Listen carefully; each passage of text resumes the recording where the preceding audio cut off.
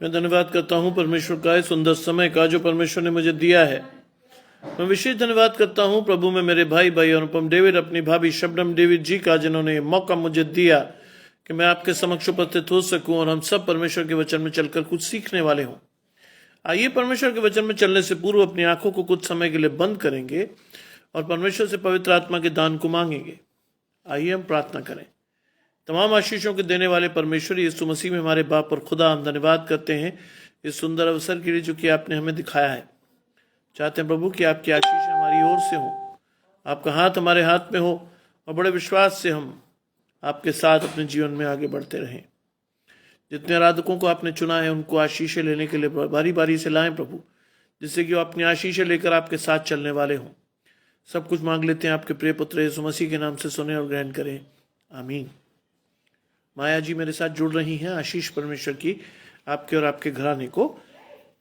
आज हम पढ़ रहे हैं यिर्मयाह भविष्यद्वक्ता की पुस्तक, उसका 14वां अध्याय, उसके 13 से 16 पद। यिर्मयाह चैप्टर 14 वर्सेस 13 to 16, जहां लिखा है, तब मैंने कहा, हाय प्रभु यहोवा देख, भविष्यद्वक्ता इनसे कहते हैं, ना तुम पर तलवार चलेगी, न महंगी होगी, यहोवा तुमको इस स्थान पर सदा शांति देगा। तब यहोवा ने मुझसे कहा, ये भविष्यद्वक्ता मेरा नाम लेकर झूठी भविष्यवाणी करते हैं। मैंने उनको ना तो भेजा, ना कुछ आज्ञा दी और ना उनसे कोई बात भी कही। वे लोगों को दर्शन का झूठा दावा करके अपने मन से व्यर्थ और धोखे की भविष्यवाणी करते हैं। इस कारण जो भविष्यद्वक्ता मेरे बिना भेजे मेरा नाम लेकर भविष्यवाणी करते हैं, इस देश में न तो तलवार चलेगी न महंगी होगी, उनके विषय में यहोवा यूं कहता है, वे भविष्यद्वक्ता आप ही तलवार और महंगी द्वारा नष्ट कर दिए जाएंगे। और जिन लोगों से वो भविष्यद्वक्ता कहते हैं कि महंगी और तलवार के द्वारा मर जाने पर इस प्रकार, और जिन लोगों को वो भविष्यवाणी करते हैं वे महंगी और तलवार के द्वारा मर जाने पर इस प्रकार यरूशलेम की सड़कों पर फेंक दिए जाएंगे, न तो उनका, न उनकी स्त्रियों का, न उनके बेटे बेटियों को कोई मिट्टी देने वाला होगा, क्योंकि मैं उनकी बुराई उन्हीं पर उंडेलूंगा। ये परमेश्वर का वचन है। परमेश्वर का धन्यवाद हो। बलविंदर भाई मेरे साथ जुड़ रहे हैं। आशीष परमेश्वर की आपके और आपके घराने को। आज यिर्मयाह का 14 अध्याय, उसके 13 से 16 पद वास्तव में आपको और मुझे हकीकत दिखाने के लिए आए हैं। आज की क्या लिखा है? तब मैंने कहा, हाय प्रभु यहोवा देख, भविष्यद्वक्ता इनसे कहते हैं। आज यिर्मयाह परमेश्वर से बात करते हुआ कह रहा है कि हाय प्रभु देख। आज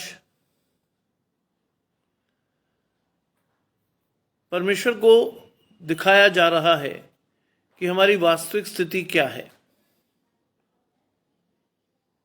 क्योंकि बहुत से झूठे भविष्यद्वक्ता आज मुझे और आपको तसल्ली देने के लिए खड़े हो गए।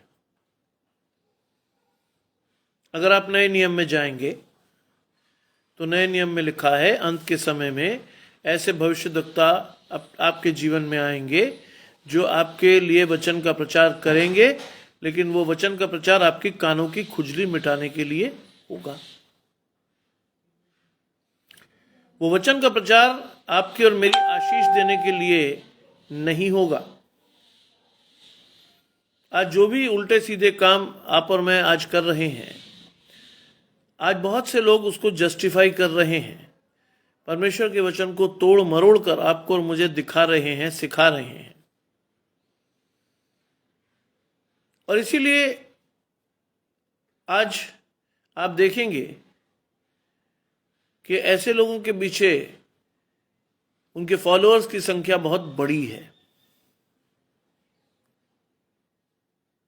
क्यों? क्योंकि वो उनके कानों की खुजली मिटाकर उन्हें शांत करके मनचाहा वचन उनके कानों में डाल रहे हैं और उसके बाद अपने स्वार्थ को सिद्ध कर रहे हैं। वास्तव में वो जो आशीषें या जो चेतावनियां परमेश्वर के वचन में लिखी हुई हैं, वो लोग नहीं दिखा रहे उन्हें। और वो दिखा क्या रहे हैं? वो चीजें जिनका जिक्र बाइबल में नहीं है।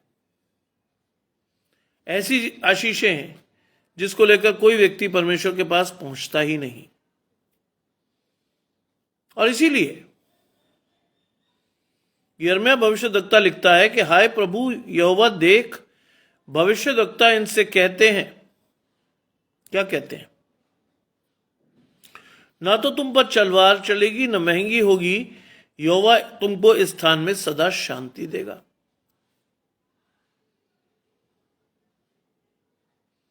किस चीज के बारे में बात कर रहे हो? तलवार का मतलब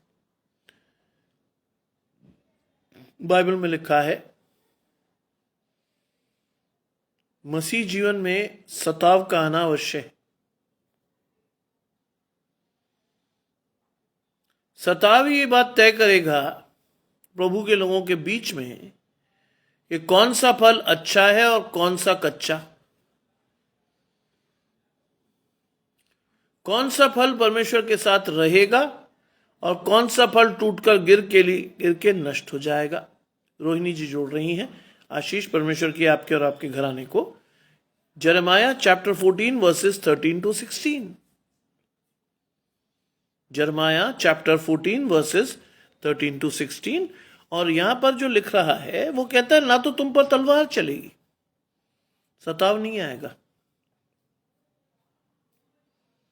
जानते हैं कौन सी आशीष को तोड़ रहा है वो? आज ये भी समझिएगा, तलवार तुम पर नहीं चलेगी। सताव का मसीह जीवन में आना अवश्य है, क्योंकि सताव ही बताएगा कि कौन सा व्यक्ति परमेश्वर के साथ रहेगा, कौन सा भागेगा। जानते हैं किस आशीष को तोड़ते हैं वो? जब परमेश्वर आपकी ओर है तो आपका विरोधी कोई नहीं हो सकता। सही बात है, लेकिन शैतान कई बार मुझे और आपको ऐसी स्थिति में डालकर परखता है कि मेरा और आपका प्रकाशन परमेश्वर में कितना स्पष्ट है। इसीलिए लिखा है कि तलवार या सताव आपके मेरे जीवन में आएगा। लिखा है ना महंगी होगी। महंगी का मतलब जानते हैं? महंगी का मतलब महंगाई भी है, और महंगी का मतलब है परमेश्वर के वचन से आप और मेरा अलगाव।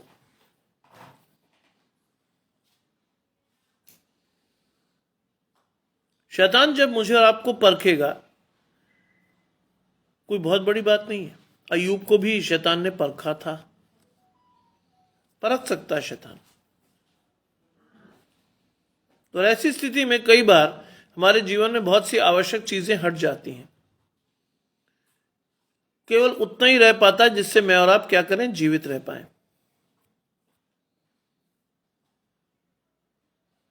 कई बार शैतान परीक्षा में मेरे और आपके जीवन से वचन भी उठा ले जाता है। कौन जीवित रहता है? जिसने वचन को अपने मन में रोप रखा हो, जिसकी आशीषें परमेश्वर की ओर से आती हो। अगर फिजिकली ये वचन आपसे और मुझसे ले भी लिया जाए, वचन की घटी नहीं हो पाएगी आपको और मुझे, क्योंकि आपके मन में परमेश्वर का वचन बोया गया है।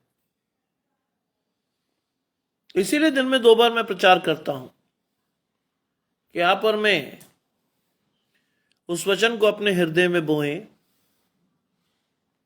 जिससे 60, 100, 70 गुना फल पाकर हम परमेश्वर के साथ जुड़े रहें। इस चीज को आज समझिए, क्योंकि बहुत से स्थानों में, इवन बहुत से स्थानों की क्यों बात कर रहा हूं मैं, यरूशलेम में भी बाइबल का प्रचार करना निषिद्ध है आज की डेट में। अगर आप करते हो तो आप पर तुरंत सताव आता है, आप पर पथराव होता है। वो स्थान जहां यीशु मसीह ने जन्म लिया, आज वहां परमेश्वर का वचन लगभग निषिद्ध है।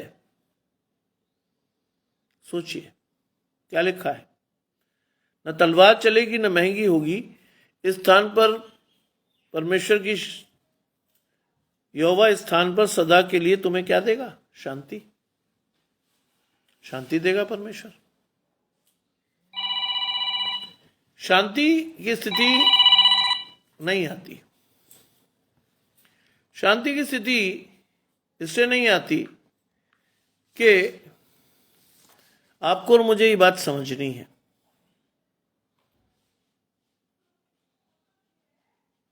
कि जो शांति की बात वो कर रहे हैं वो वास्तव में परमेश्वर की शांति नहीं है। वो शांति का वो ख्वाब आपको दिखा रहे हैं जिसको दिखाकर वो अपनी जेबें भर सकें, आपको लूट सकें, आपको छलावा दे सकें, आपको छल दिखा सकें। और बहुत से लोग उनके छलावे में आते भी हैं, बहुत से लोग, एक दो नहीं, बहुत से लोग उनके छलावे में आते हैं। और क्या लिखा है, क्या लिखा है? यहोवा तुमको इस स्थान में सदा की शांति देगा, है ना?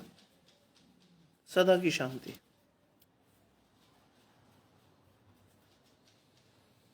इस स्थान में सदा की शांति केवल परमेश्वर दे सकता है।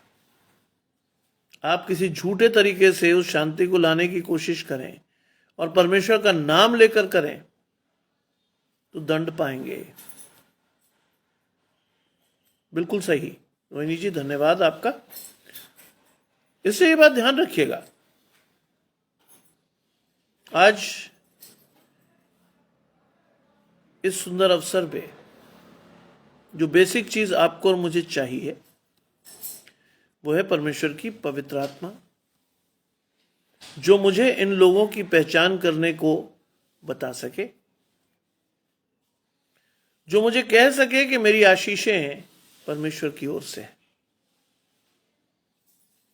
जो मुझे छलने की स्थिति में आने ही ना दे। क्योंकि अगर आप और मेरा प्रकाशन स्पष्ट नहीं है, ध्यान रखिएगा, अगर मेरी और आपकी आशीषें परमेश्वर की ओर से नहीं है तो ध्यान रखिएगा आशीष तो नहीं आएगी, कोई और ही चीज चली आएगी।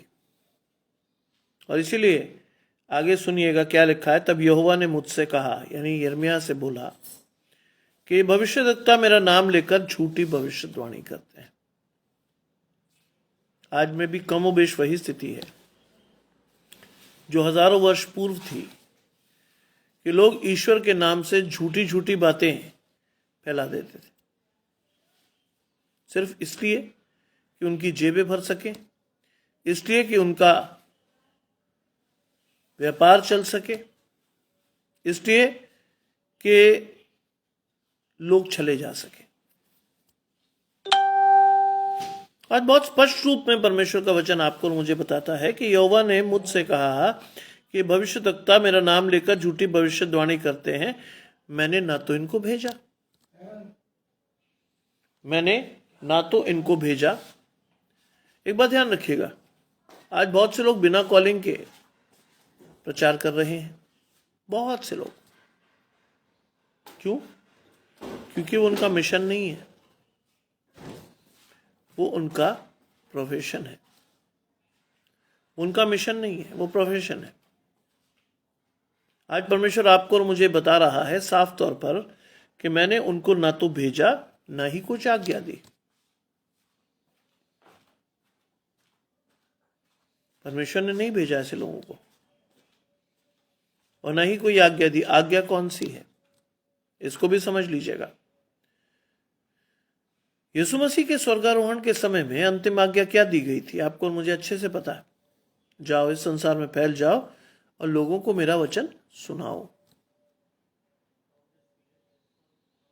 उसमें ये नहीं लिखा था कि साहब मेरे नाम से लोगों को छलो और लूटो।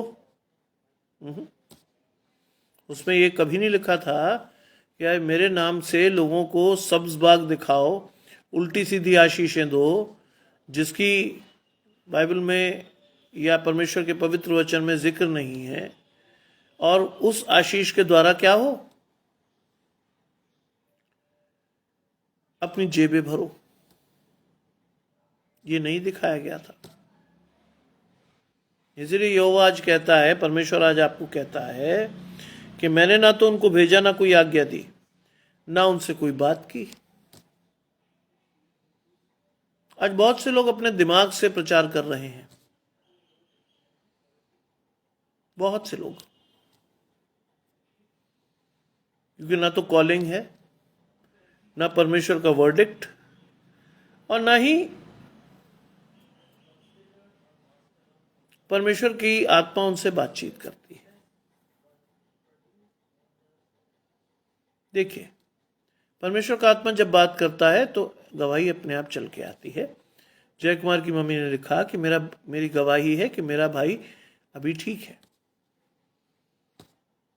देखिए, जब परमेश्वर आपसे बात करता है ना, तो आपकी आशीषें परमेश्वर से ही आती हैं। कई लोग मुझे कहते हैं कि साहब आप बड़ा अच्छा बोलते हैं। आई डोंट, मेरा काम ही नहीं है। मेरा काम सिर्फ एक माध्यम के रूप में आप तक परमेश्वर के वचन को पहुंचाना है, जो कि मैं कोशिश करके कर रहा हूं, कोशिश करके।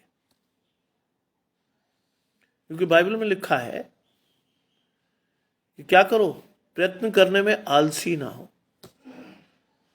इसलिए आशीष दी गई, और इस आशीष को मैं आपके साथ बांट रहा हूं कि आप अगर परमेश्वर के वचन को पढ़ रहे हो तो आलसी होकर मत पढ़ो, ध्यान से पढ़ो, क्योंकि आपकी आशीषें वचन में है। उस वचन को लो और उस वचन के अनुसार अपने जीवन में चलो, वरना कोई ना कोई ऐसा व्यक्ति जो छूटा होगा आपके जीवन से छलकर आपकी आशीषों को ले लेगा। इसलिए आज ध्यान रखो कि आपकी आशीषें परमेश्वर की ओर से आनी चाहिए, इधर उधर से नहीं। और ऐसे लोगों ने जिन्होंने आपको आशीषें दी हैं, चेतावनी नहीं दी, तो समझ लो कि वो आपको मीठा मीठा शब्द सुना रहे हैं, मीठी मीठी बातें कर रहे हैं, और उसमें कहीं ना कहीं उनका स्वार्थ है। आज उस स्वार्थ को समझने के लिए परमेश्वर की आत्मा का होना आपके जीवन में आवश्यक है, जिससे कि आप छले ना जाएं।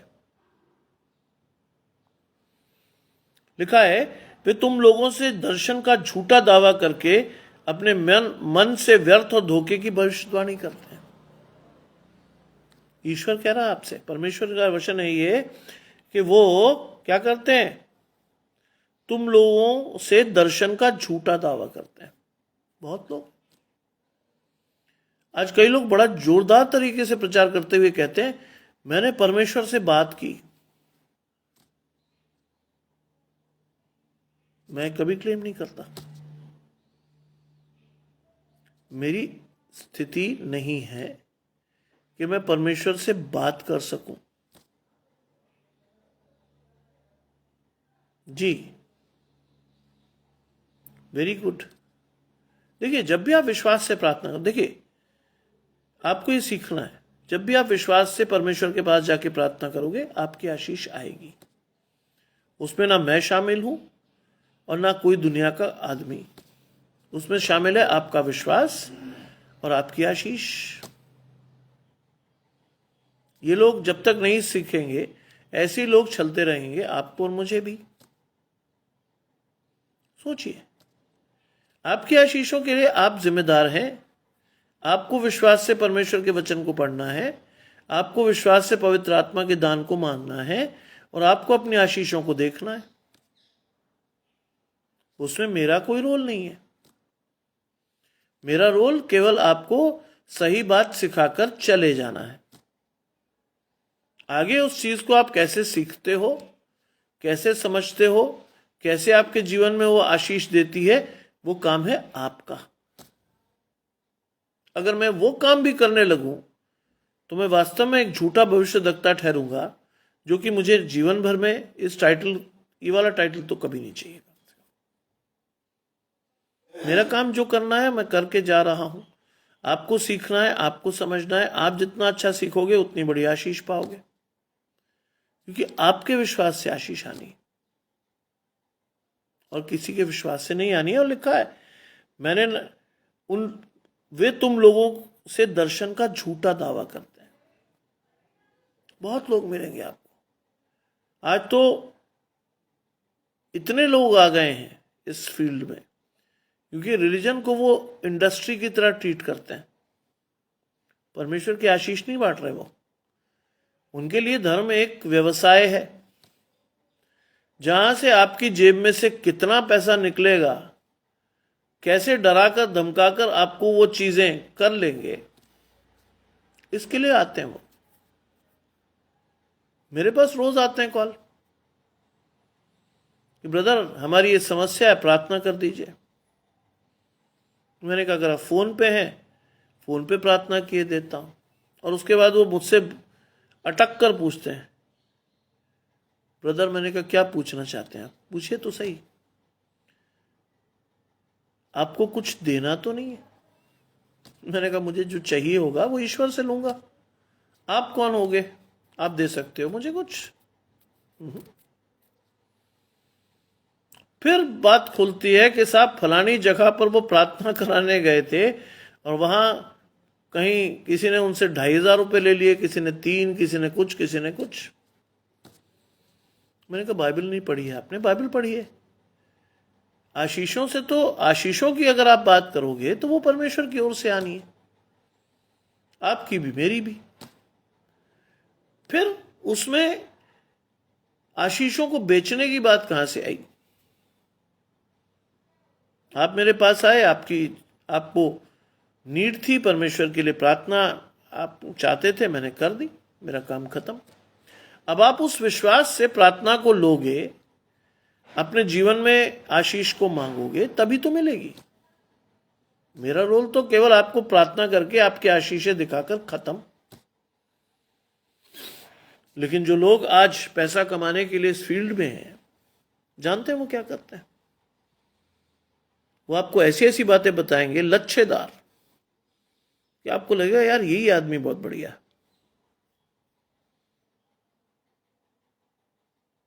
आज परमेश्वर का वचन केवल आशीष देने नहीं आता है, ध्यान रखिएगा। आप मेरे साथ इतने वर्षों से जुड़े हैं, इतने समय से जुड़े हैं कई लोग, तो परमेश्वर का वचन आशीष के साथ चेतावनी भी देता है, जिससे मैं और आप ठीक हो। चेतावनी है आज कि ऐसे लोगों से बचकर रहें जिनका दर्शन झूठा है। बिल्कुल, अगर आपका विश्वास है तो आपकी आशीष आपको मिलेगी। बिल्कुल सही बात, सीधा रास्ता है। लोग उसे कॉम्प्लिकेट करके टेढ़ा मेढ़ा कर देते हैं कि साहब मैं बीच में आ गया। अरे बीच में केवल एक ही आ सकता है, आपकी और मेरी आशीषों के बीच में केवल एक ही आ सकता है, यीशु मसीह, जिसकी आशीष के साथ मैं और आप आगे बढ़े हैं, जिसके विश्वास को लेकर मैं और आप आज इस विश्वास में खड़े हैं, और कुछ नहीं। लिखा कि उनका दर्शन झूठा है और वो अपने ही मन के व्यर्थ और धोखे की भविष्यवाणी करते हैं। क्यों? उनके मन में परमेश्वर नहीं है, ईश्वर नहीं है, उनका विश्वास नहीं है। क्या है? वो धोखा देते हैं। बहुत देर है, बड़ी बड़ी मिनिस्ट्रीज लोगों को चल रही है दबा के, और लोग चले जा रहे हैं। क्यों? जानते हैं? अभी लेटे लेटे मेरे दिमाग में परमेश्वर के वचन ने दस्तक दी, और वो कहता है कि संसार की चमक ने आपको और मुझे अंधा कर दिया। होता यही। कोई साधारण मनुष्य यदि आपसे कुछ कहे तो शायद आपको और मुझे इतना प्रभावशाली नहीं लगेगा। कोई ऐसा व्यक्ति आपको और मुझे कहे जिसके पीछे 10 बाउंसर खड़े हों, जिसके पीछे पूरी फौज खड़ी हो, वो जब बोले तो आपको लगता है यार ये आदमी प्रभावशाली है। आप भूल जाते हैं कि यीशु मसीह भी एक बढ़ई के घर में पैदा हुआ था। भूल जाते हैं आप भूल जाते हैं कि जिस नाम को पूरा संसार ले रहा है वो एक बढ़ई का बेटा था। परमेश्वर ने उसे एक बढ़ई के घर में दिया, राजा महाराजा के परिवार में नहीं दिया। उसके लिए वो सारी चीजें खुली थी जिससे एक आम आदमी तकलीफों को झेले।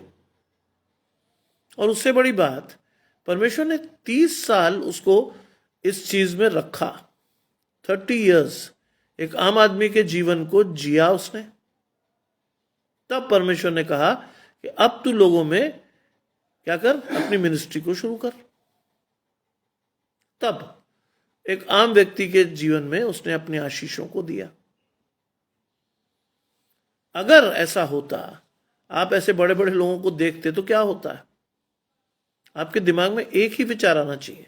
बाइबल में लिखा है धनवान का परमेश्वर के राज्य में प्रवेश करना ऊंट का सुई के नाके में से निकल जाने के बराबर है। ये पता होना चाहिए आपको, है ना।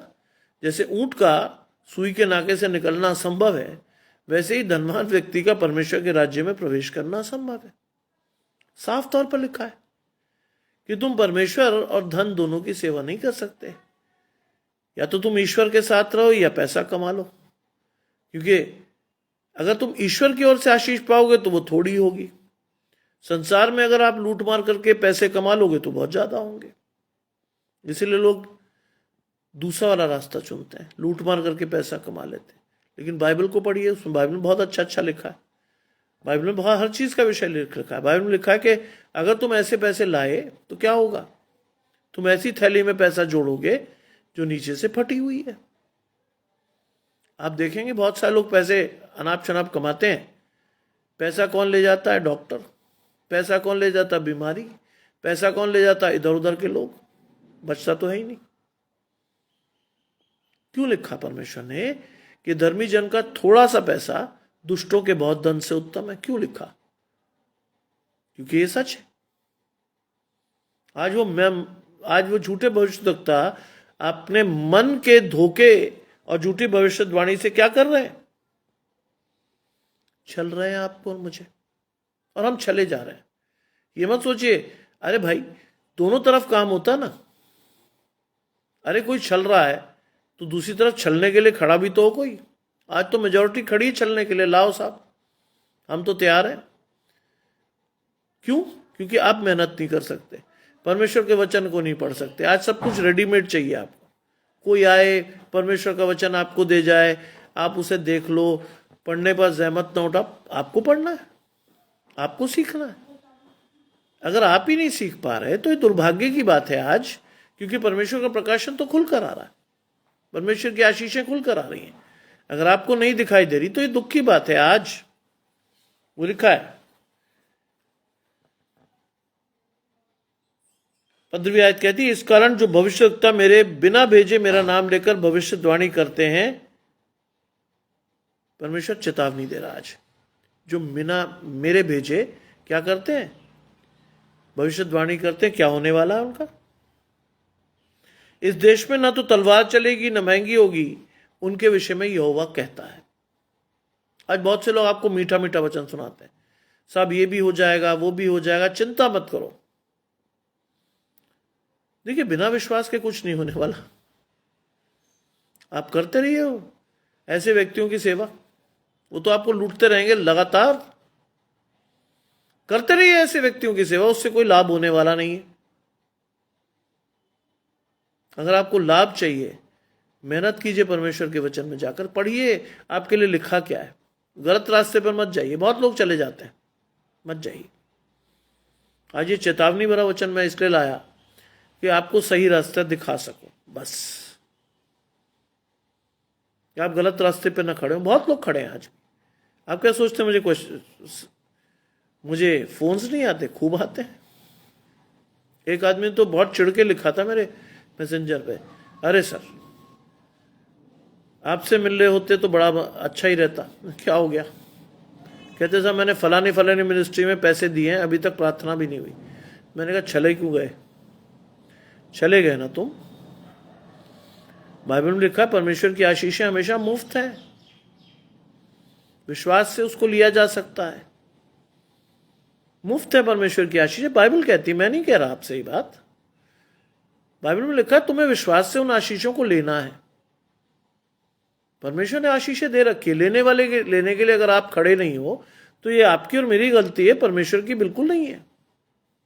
हम खड़े ही नहीं होते वहां, हम तो इधर उधर भाग जाते हैं, हमें ये भी चाहिए वो भी चाहिए, और ऐसे में हमारा बेवकूफ बनाकर कोई आदमी हमें छलकर हमारे पैसे लूटकर हमें दिखा देता है, ओ हो तुम्हें बहुत कुछ मिलने वाला है।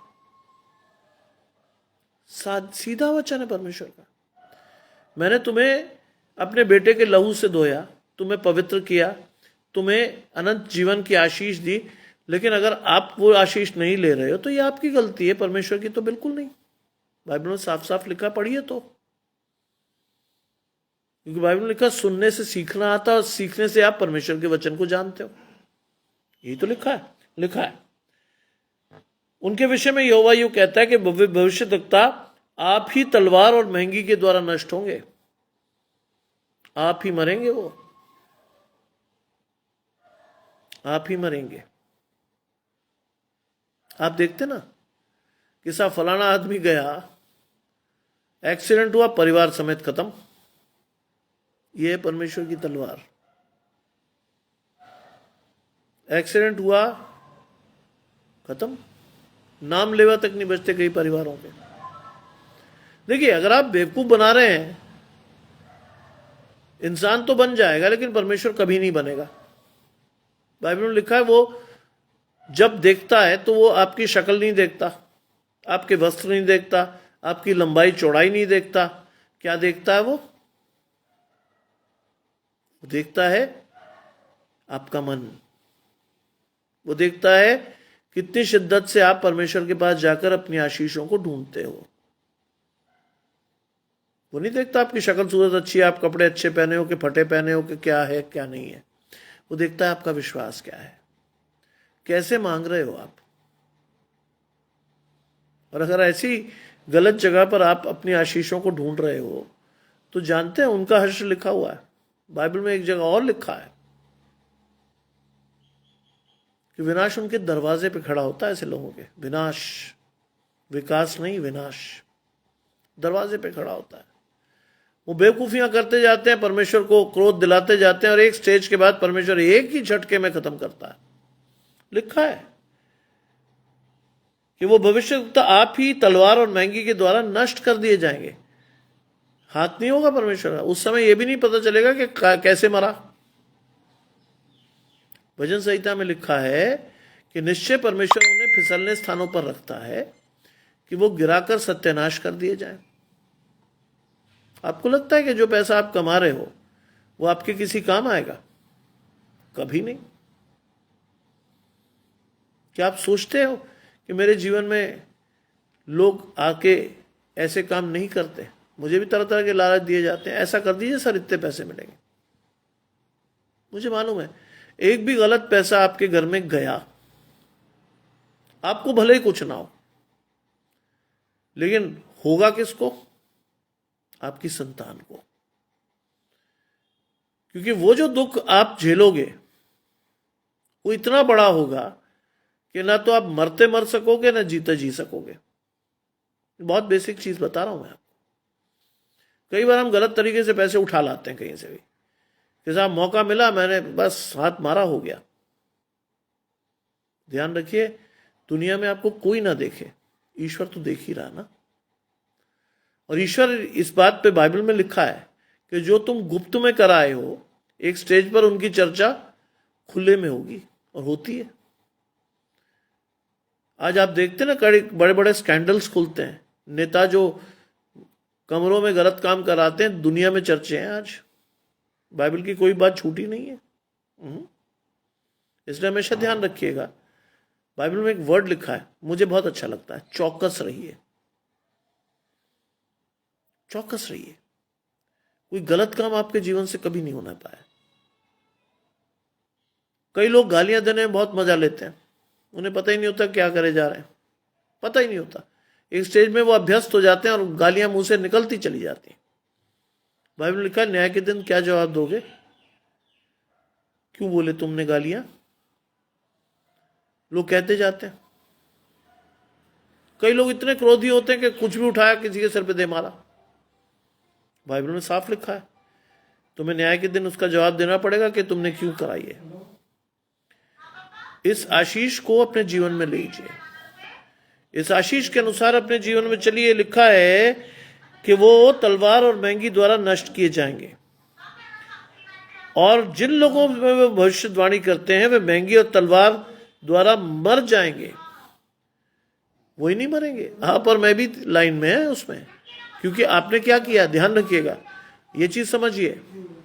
वो लोग भी मरेंगे जिन्होंने उस भविष्यवाणी पर विश्वास किया, क्योंकि आपका और मेरा विश्वास हिला, आपकी और मेरी आशीषें हिली। आपका और मेरा विश्वास किसके पास चला गया? ऐसे झूठे आदमी के पास जिसने आपको और मुझे छल दिया। केवल वही नष्ट नहीं होंगे, आप और मैं भी होंगे। लिखा है और जिन लोगों में वो भविष्यवाणी करके आए हैं वे महंगी और तलवार द्वारा मर जाने पर इस प्रकार यरूशलेम की सड़कों पर फेंक दिए जाएंगे। सोचिए, यह आशीष नहीं श्राप है कि जब आप और मैं भी नष्ट होंगे तो कहां फेंके जाएंगे। इज्जत से हमें दफन भी नहीं किया करेगा कोई, हमारी मिट्टी भी नहीं उठाएगा, सड़कों पर फीके पड़े होंगे हम। जानते हैं क्या स्थिति आज यूक्रेन की, जानते क्या स्थिति है रूस की। हजारों लोग सड़क पर मर गए, सड़ गए, फेंक दिए गए, हजारों लोग। क्यों? क्योंकि एक स्टेज में उन्होंने ऐसे ही लोगों को सुना होगा जिन्होंने परमेश्वर का झूठा दर्शन देकर उन्हें छला होगा और वो छले गए। दुख की बात यह है कि हम और आप छले जाते हैं, हमें पता ही नहीं होता कि हमें करना क्या था। हम वो गलत काम अपने जीवन में बड़ी आसानी से कर लेते हैं जो हमें कोई इंस्ट्रक्ट करता है। क्यों? क्योंकि हम देखते हैं उसके पीछे बड़े लोग खड़े हैं, हम देखते हैं वो बड़ा प्रभावशाली व्यक्ति है, हम देखते हैं उसका आधा समय अमेरिका, आधा इंग्लैंड, आधा इधर, आधा उधर। यह आशीष नहीं है, बुरा मत मानिएगा, यह आशीष नहीं है। आपको आशीष चाहिए? बहुत ही साधारण तरीका बाइबल में लिखा है। जो तेरी समस्या हो लेकर कहां जा। मैं नहीं कह रहा ये बात आपको, बाइबल में पढ़िए, लिखा है। अगर तुझे कोई प्रॉब्लम हो तो कहां जा? घर के किसी सुनसान कोने में जा, दरवाजा बंद कर, अपने घुटने टेक, परमेश्वर की ओर देख और परमेश्वर से जैसे प्रार्थना करते हैं, बात करते हैं, वैसे अपनी बात कह दे। विश्वास से कह कि जो मैं कह रहा हूं परमेश्वर उसको सुनेगा। आपकी आशीष आप खुद ले लोगे, इधर उधर तीसरे चौथे आदमी के पास जाने की जरूरत नहीं पड़ेगी आपको। लेकिन इतनी साधारण बात तो लोगों को समझ आती ही नहीं। लोग आज आडंबर, ठटकर्म, ये वो वहां जब तक ना कर ले तब तक समझ नहीं आता कुछ आना है। बाइबल में बहुत साफ लिखा है, तुम्हारी आशीषें तुमसे हैं, क्योंकि तुम कौन हो? परमेश्वर का मंदिर। आज परमेश्वर ने जो शरीर आपको दिया है वो परमेश्वर का मंदिर है। और बाइबल में बहुत साफ लिखा है, अगर तुम इसे नष्ट करोगे मैं तुम्हें नष्ट कर दूंगा। कैसे नष्ट कर रहे हैं आप? और शराब पी लेते हैं। कैसे नष्ट कर रहे हैं आप? और मैं गुटखा खा लेते हैं। कैसे नष्ट कर रहे हैं आप? और मैं सिगरेट खूब दबा के पीते हैं। बाइबल कहती है अगर तुम इसे नष्ट करोगे परमेश्वर के मंदिर को, मैं तुम्हें नष्ट कर दूंगा। होता तो है कैंसर, टीबी, तरह तरह की चीजें। क्यों? परमेश्वर ने ये चीजें खाने को कहां कहा आपको, लेकिन आप खा रहे हो। और इतना खा रहे हो आवश्यकता से अधिक कि वो आशीष नहीं है, आपके लिए श्राप है। बहुत से लोग तरह तरह के बहाने बनाते हैं। काम करने के लिए बहुत जरूरी है गुटखा खाना। कहाँ जरूरी है? मैं आज सुबह 5 बजे का उठा हूं और रात के 10-11 बजे सोने जाऊंगा। मुझे तो नहीं लगता कि ऐसी कोई चीज खाने से मेरा जीवन कुछ होगा। आज शैतान आपके जीवन में तरह तरह की ऐसी चीजें डाल देता है। मेरे एक ड्राइवर से बात हुई, कहता साहब मैं रात को तो बिना गुटखा खाए चल ही नहीं सकता। मैंने कहा क्यों, क्या हो जाता है? सर उससे आंखें खुली रहती हैं। मैंने कहा भाई इससे अच्छा 2 घंटे सो ले। इस दिन बंद हो गई तेरी आंखें तो अगली आंख ऊपर ही खुलेगी। क्यों धोखा देते हो अपने आप को? बाइबल में लिखा है अपने आप को धोखा मत दो, वरना तुम्हारी स्थिति भी उन्हीं जैसी होगी कि तुम तलवार से मारे जाओगे, सड़कों पर फेंक दिए जाओगे। लिखा क्या है? ना तो उनका, ना उनकी स्त्रियों का, ना उनके बेटे बेटियों को कोई मिट्टी देने वाला होगा। मैं नहीं कह रहा ये बात, बाइबल में लिखा है।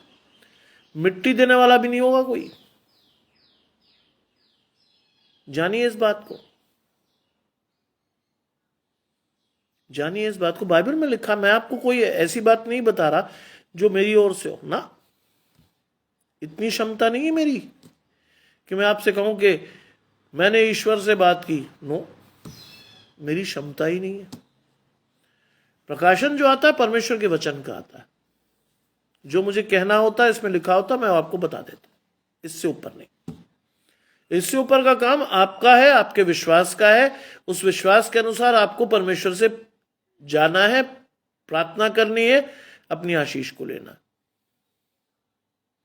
अगर आप मुझ में ये चीज ढूंढने लगे कि साहब मैं आपके लिए प्रभु से बात करूं, मैं प्रार्थना कर सकता हूं, बस मेरा आखिरी हथियार, आगे का काम आपको करना, आपकी विश्वास से आपकी आशीष आनी है।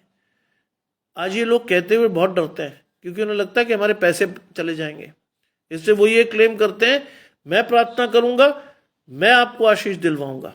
वहीं गलती होती है।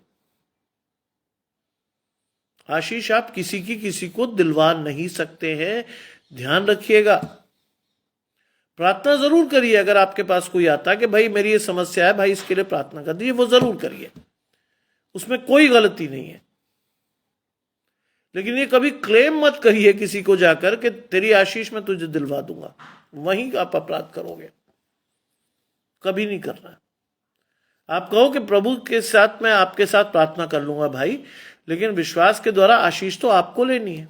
आप अपने विश्वास को बढ़ाएं, आप परमेश्वर के वचन को पढ़ें, आप देखें परमेश्वर के वचन में आपके लिए क्या लिखा है। हम ये नहीं कहते, आज हम तरह तरह की टेढ़ी तिरछी उल्टी सीधी बातें लोगों को सिखाते हैं, समझाते हैं, और इसीलिए परमेश्वर की ये श्राप में हमें बांध दिया जाता है। आप भी मरोगे, उन गरीब लोगों को भी मरवाओगे जिनको आप ये आशीष दे रहे हो। आप तो मरोगे ही मरोगे, श्योर, क्योंकि आप छल से उनकी जेब पर हाथ साफ कर रहे हो। वो परमेश्वर को पसंद नहीं है। बाइबल में बहुत जगह लिखा है परमेश्वर की आशीषें कभी बेची नहीं जाती। लोग बेच रहे हैं भैया, आज बेच रहे हैं लोग, बहुत ऑर्गेनाइज तरीके से परमेश्वर की आशीषें बेची जा रही हैं। धर्म एक इंडस्ट्री है आज, बाहर आइए छलावे से, आप आशीष नहीं पाओगे। चमक दमक देखकर अगर आप इधर उधर कूद रहे हो तो वो आशीष नहीं है। आपको आशीष चाहिए, परमेश्वर के वचन में जाकर ढूंढो, मिलेगी। लिखा है उनके बेटे बेटियों को मिट्टी देने वाला कोई नहीं होगा, क्योंकि मैं उनकी बुराई उन्हीं पर उंडेलूंगा। मैं क्या करूंगा? उनकी बुराई क्या कर दूंगा? उन्हीं पर उंडेल दूंगा। आप क्या सोचे कोई अच्छा काम कर रहे हैं आप? परमेश्वर की दृष्टि में आपने बुरा किया। क्यों किया? क्योंकि आपके विश्वास को आपने ऐसे ही जाने दिया। आपका विश्वास चला गया, आपको समझ में नहीं आया, प्रकाशन आया ही नहीं कि आप ईश्वर के साथ हैं या आप किसी और के साथ अपनी आशीषों को ढूंढ रहे हैं। आज अपनी आशीषों को ढूंढने के लिए आपको परमेश्वर के पास जाना है। बाइबल को पढ़िए बैठकर कभी। देखिए, बाइबल में सबसे बड़ी आशीष है परमेश्वर को दिया गया समय। वो तो आपके पास है। अगर दिन में आप व्यस्त हैं, रात्रि में पढ़िए परमेश्वर की बाइबल को, सुबह उठ के पढ़ सकते हैं। जानते, मैंने जब शुरू किया था परमेश्वर के वचन को पढ़ना तो मेरे लिए टारगेट था केवल 24 मिनट, 10 सुबह, 12 या 15 शाम को, बस। जानते परमेश्वर ने उस आशीष को कितना बढ़ाया। आज दिन में 2 बार मैं परमेश्वर के वचन का प्रचार करता हूं, उसके बाद अपने परिवार के साथ भी प्रार्थना करता हूं। 2 घंटा 40 मिनट कैसे निकलते मुझे नहीं मालूम। सीधी सी बात। आशीषों का स्रोत परमेश्वर ही है। किसी और के कंधे पर चढ़कर अगर आपने आशीष मांगी, ना तो आशीष मिलेगी, आप लुटेंगे भी, और लुटने के बाद नाश होने का फरमान भी ऊपर से ही आना है आपके लिए। विश्वास को बनाए रखिए, विश्वास को जोड़े रखिए, विश्वास के साथ चलते रहिए। आज इस सुंदर संध्या में परमेश्वर ये आशीष आपको देना चाहता था, इसलिए मैं इस आशीष को देने के लिए आपके पास आया। क्योंकि शाम को हमारे कॉलेज में एक शादी है और जनरली लोग उस शादी को अवॉइड कर रहे हैं। जानते क्यों? क्योंकि एक गरीब माली अपनी बेटी की शादी कर रहा है। आज बहुत से लोगों ने उस शादी को तुच्छ जाना, अरे कौन जाएगा। मैं अपने बेटे के साथ जाऊंगा। क्योंकि कार्ड देते हुए उसने मुझे कहा, सर बहुत से लोग होंगे जो मेरी शादी में आएंगे नहीं। मैंने कहा भाई कोई आए ना आए, मैं तो आऊंगा। मैं इसलिए आऊंगा कि मैं कोई भेद नहीं रखता कि कौन गरीब है, कौन अमीर है, कौन ऐसा कौन वैसा। अगर किसी ने प्रेम से बुलाया तो मैं जरूर आऊंगा, मैं जाऊंगा। शादी का समय ही है 6, 6:30, 7 बजे का। वही समय था कि मुझे आपको प्रचार करना था, इसीलिए मैंने इस चीज को आगे बढ़ाकर आपको प्रचार कर दिया, क्योंकि परमेश्वर के प्रति जो मेरा दायित्व था मैंने पूरा किया। आपको परमेश्वर का वचन पहुंचना था, मैंने पहुंचा दिया। इसके आगे का काम आपका है। उस वचन को लेकर अपने जीवन में आप क्या करते हो, क्या सीखते हो, क्या नहीं सीखते हो, वो परमेश्वर से आपको मांगना है। मैंने जो परमेश्वर का प्रकाशन था आपको दिया है। गलत और झूठे लोगों की सोबत में रहिएगा, जो आशीषें आपको मिलनी है वो भी चली जाएंगी, ध्यान रखिएगा। क्योंकि आपके द्वारा की गई बुराई आपका नुकसान करेगी, ध्यान रखिएगा। मैं कई बार किसी बड़े आदमी की शादी में अवॉइड कर जाता हूं, लेकिन अगर मुझे किसी नॉर्मल या बहुत ही गरीब आदमी का परिवार का कार्ड आए, मैं शर्तिया जाता हूं। शर्तिया क्यों? क्योंकि हम भेद करते हैं। भेद नहीं करना चाहिए। अगर आपको किसी ने प्रेम से बुलाया है तो आपका कर्तव्य है कि उसको सम्मान देकर उसके पास पहुंचे। ये नहीं है कि साहब बड़ा आदमी नहीं है तो मैं नहीं जा रहा, पता नहीं क्या खिलाएगा। अरे कुछ भी खिलाए यार। मैं कहता हूं 2 पूरी खिला दे आपको, उससे बड़ी बात क्या है। सम्मान से तो खिला रहा आपको। क्या वह खाना खाने जाते नहीं, आप उस व्यक्ति के कार्ड को सम्मान देने जाते हैं, उस बच्चे को सम्मान देने जाते हैं जिसके विवाह में आप जा रहे हैं। क्या ये करने जाते हैं हम मेजॉरिटी यही करती है। आज हमारे कॉलेज के कई प्रोफेसर्स ने कहा हाँ देखेंगे, हाँ देखेंगे, मतलब वो नहीं जा रहे। एक बार ऐसा ही हुआ था। एक बेचारे लैब असिस्टेंट ने अपनी बेटी की शादी की, बहुत अच्छा खाना बनवाया, सारा खाना बेकार गया क्योंकि जितने लोगों को बुलाया था कोई गया ही नहीं वहां। सोचिए, इसके लिए बनाया गया परमेश्वर ने आपको, इसके लिए रखा नहीं। परमेश्वर ने कहा बाइबल को पढ़िए, बाइबल में बहुत अच्छा लिखा है, अपने को दूसरों को अपने से अच्छा समझो। स्टैंडिंग वर्स है ये। दूसरों को अपने से अच्छा समझना है आपको। हर एक को आशीष दो, श्राप ना दो। दूसरी स्टैंडिंग वर्स है। आप और मैं तो गालियां निकाल देते हैं किसी को भी धर्म करके। तीसरी आशीष देकर मैं समाप्त कर रहा हूं। बाइबल में लिखा है जैसा परमेश्वर का स्वभाव था वैसा ही तुम्हारा भी हो। आज अगर आप कहते हो, क्लेम करते हो कि आप मसीही हैं, आप परमेश्वर के अभिषिक्त हैं, तो कम से कम उसका स्वभाव तो रखो अपने जीवन में। ऐसे थोड़ी कि साहब आप जो भी दाएं बाएं देखा, आपने जैसा मौका देखा वैसे किया। नहीं, आपको वो करना है जो बाइबल में लिखा आपके लिए, उसी के अनुसार तो चलना है। ऐसे मत करिए कभी भी। किसी गरीब को कभी सताइए मत, क्योंकि नुकसान आपका होगा। ध्यान रखिएगा, गरीब 3 लोगों के लिए जीवन में कभी आपके हाथ नहीं रुकने चाहिए। गरीब, अनाथ, विधवा, इन तीनों के लिए हाथ कभी मत रोकिएगा, क्योंकि इनके पीछे परमेश्वर सीधा खड़ा होता है। आशीष जाएगी आपकी। लेकिन एक बात ध्यान रखिएगा, कोई आपको छले उसके साथ बिल्कुल मत खड़े होइएगा। कोई आपको मूर्ख बनाए, बिल्कुल नहीं। कैसा ही हो छोड़ दीजिए। कोई अपशब्द मत कहिए, हाथ जोड़कर चले आइए बस। परमेश्वर जाने वो जाने। आज इस आशीष के साथ इस सुंदर संध्या में आपको बढ़ना है। परमेश्वर की आशीषों को लेकर आइए प्रार्थना करें।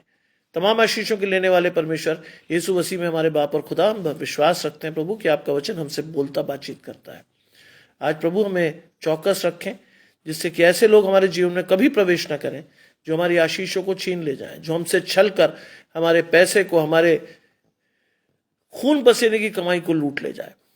ऐसे लोगों से बचाएं प्रभु। हमारे दर्शन को स्पष्ट करें, आपकी आशीषों को लेने के लिए हमें तैयार करें। सब कुछ मांग लेते हैं आपके प्रिय पुत्र यीशु मसीह के नाम से, सुने और ग्रहण करें। आमीन। आप सभी परमेश्वर की आशीषों में बने रहे, आपका हाथ परमेश्वर के हाथ में बना रहे और विश्वास से आप परमेश्वर की आशीषों को लेने के लिए खड़े हो। कल सुबह 8 बजे फिर से मिल रहे हैं परमेश्वर के एक पेज पर, फैमिली ऑफ क्राइस्ट मिनिस्ट्री में, परमेश्वर के एक नए वचन और प्रकाशन के साथ। प्रभु आप सभी को अधिकाई से आशीष दे। आप सभी को जय मसीह की।